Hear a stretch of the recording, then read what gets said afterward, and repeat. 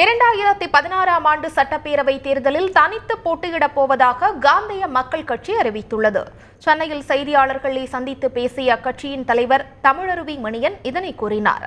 முதற்கட்டமாக 18 தொகுதியில் போட்டியிடும் வேட்பாளர்கள் பட்டியலை வெளியிட்ட அவர், புதிய வேட்பாளர்களின் அறிமுக கூட்டம் வருகின்ற 18ஆம் தேதி திருப்பூரில் நடைபெறவுள்ளதாக அறிவித்துள்ளார். தங்களது கட்சி போட்டியிடாத தொகுதியில் இடதுசாரி கட்சிகள் தனித்து போட்டியிட்டால் அதனை காந்திய மக்கள் கட்சி ஆதரிக்கும் எனவும் தமிழருவி மணியன் தெரிவித்துள்ளார். 2016 வரவிருக்கும் சட்டமன்ற தேர்தலில் காந்திய மக்கள் இயக்கம் தனியாக களத்தில் நிற்கிறது.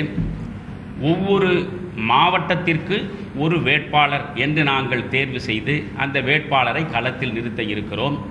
அதில் இப்பொழுது முதற்கட்டமாக 18 வேட்பாளர்களின் பட்டியலை இன்றைக்கு நாங்கள் வெளியிட்டிருக்கிறோம். இடதுசாரிகளின் முயற்சியால் வரக்கூடிய அந்த அணி ஒரு கால் மலர்ந்தால் அந்த அணிக்கு நிச்சயமாக எங்கள் ஆதரவை தெரிவிக்கும்.